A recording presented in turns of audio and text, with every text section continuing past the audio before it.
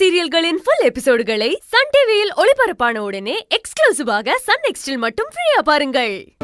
இப்போ இங்கே ஏன் கண்ணு முன்னாடியே ரெண்டு பேரும் இந்த அளவுக்கு சண்டை போடுறீங்கன்னா அப்ப ஆபீஸ்ல எந்த அளவுக்கு சண்டை போட்டிருப்பீங்க சொல்லுங்க. அண்ணே இல்ல நீ பேசாதீங்க தம்பி. அக்கா நான் உனக்கு சேர்த்து தாண்டா சொல்றேன். காதுல விழல.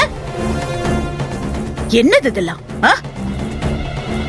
ஒருத்தர் மேல ஒருத்தர் இவ்வளவு வெறுப்போடவா இருப்பீங்க? இவ்வளவா பகை?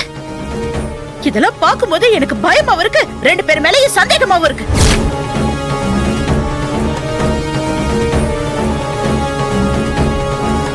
உங்க ரெண்டு பேர் மனசுல எந்த அளவுக்கு அழுக்கு இருந்தா இவ்வளவு சண்டை போடுவீங்க? ஏன் தம்பி, உங்க ரெண்டு பேர் மேலயும் அழகோட அப்பா எந்த அளவுக்கு நம்பிக்கை வச்சிருந்தாரு, எந்த அளவுக்கு அன்பு வச்சிருந்தாரு, அத பத்தின நினைப்பெல்லாம் உங்க மனசுல இல்லையா? இப்படி ரெண்டு பேர் மேல ஒருத்தர் ஒருத்தர் பழைய போட்டுட்டு இருந்தீங்கன்னா அத பாக்கும்போது எனக்கு மனசு பதக்குது. அக்கா நான் ஒண்ணும் முதல்ல மச்சானோட சட்டையை பிடிக்கலையேக்கா. என்ன பத்தி முதல்ல தப்பா சொன்னது யாரு? நீதானே? இருங்க தம்பி. டேய், நீ சொல்றது நிஜம்னா அப்ப அவரு தப்பு பண்ணிருக்காரு.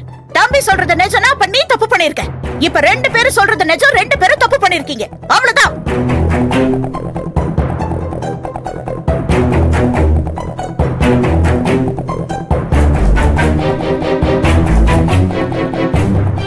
ஈசு, அம்மா கரெக்டா பாயிண்ட் பிடிச்சிட்டாங்க பாத்தியா? பேசாம இருங்க சின்னையா. அண்ணி நீங்க என்ன சந்தேகப்பட்டாலும் பரவாயில்ல, ஆனா நான் உண்மையை சொல்லிதான் ஆகணும். நான் சம்பத்தை பத்தி சொன்னது எல்லாமே நிஜம்தான் அண்ணி. நான் சத்தியம் பண்ணி சொல்றேன் அண்ணி. சரியான ஆதாரம் சிக்காததுனால சம்பத் ரொம்ப புத்திசாலித்தனமா தப்பிச்சிட்டு இருக்காப்ல. ஆனா நான் அப்படி இல்லை அண்ணி. என் அண்ணனுக்கு எப்பவுமே துரோகம் பண்ணதில்லை. மத்தவங்க பண்ணாலும் சரி, நான் சும்மா விட மாட்டேன்.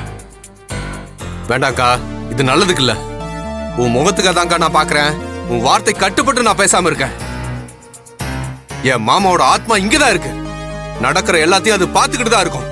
அதுக்கு தெரியும் நான் நல்லவன்னு. மத்தவங்க யாருக்கும் நான் தீ குளிச்சு நிரூபிச்சு காட்டுங்கிற அவசியம் இல்ல.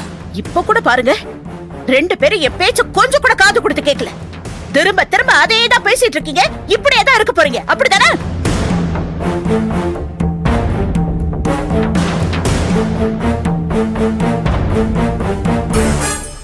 பெரியம்மா, எல்லா தப்பும் என் மேலதான் பெரியம்மா.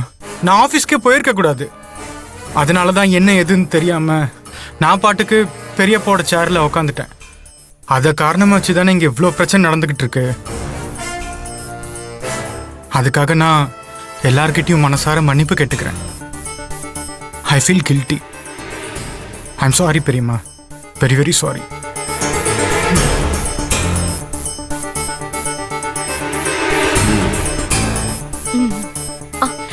அண்ணி, என் புருஷன் பேசினது நியாயம்னு நான் சொல்லல. சக்தி அண்ணனை பத்தி அவரு சொன்னது தப்புதான். அவருக்காக நான் மன்னிப்பு கேக்குறேன் அண்ணி. மன்னிச்சிடுங்க அண்ணி, பிளீஸ். இல்ல கிரிஜா, போதும். ஓ மன்னிப்பெல்லாம் இங்க அவசியமே கிடையாது. இந்த நிக்கிறாங்கல்ல ரெண்டு பேரும் பேசுறதும் பண்றதும் எல்லாமே தப்புதான்.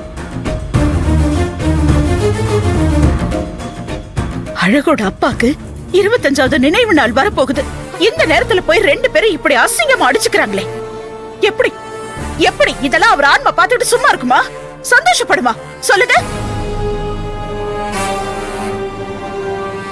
எதுக்கு எதுக்கு இவ்ளோ வன்மம், இவ்ளோ கோபம்? எனக்கு அதுதான் புரிய மாட்டேங்குது. உங்க மனசுக்குள்ள எல்லாத்தையும் தாண்டி அந்த சீட்டு, அந்த பதவி, அது மட்டும்தான் முக்கியம்னு தோணுதில்ல? அழகோட அப்பா உங்க ரெண்டு பேரையும் எப்படி பாத்துக்கிட்டாரோ அதே மாதிரி தானே நானும் பாத்துக்கிட்டேன். ஆனா நீங்க ரெண்டு பேரும் ரெண்டு திசையில பிரிஞ்சு கிடக்கிறத பார்த்தா எனக்கு போதும் போதும். என்னால இதெல்லாம் தாங்கிக்கவே முடியாது. நீங்க பாருங்க, ஒரே ஒரு விஷயம்தான் உங்ககிட்ட சொல்றேன். அவரோட நினைவு நாள நீங்க ரெண்டு பேருமே நடத்த வேணாம். அண்ணி. ஆமா தம்பி, அப்படிதான். நான் ஈஸ்வரி, அழகு, நாங்க 3 பேரும் சேர்ந்து இந்த நினைவு நாளை நடத்திக்கிறோம். நீங்க யாரும் இதுல தலையிட வேணாம்.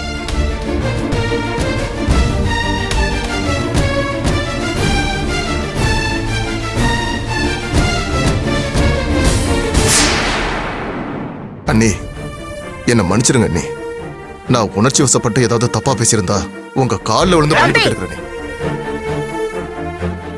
அக்கா நானும் எந்த தப்பு பண்ணலக்கா.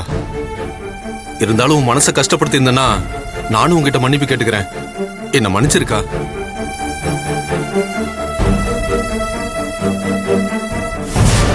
அத்தை, சின்னையா வாங்க.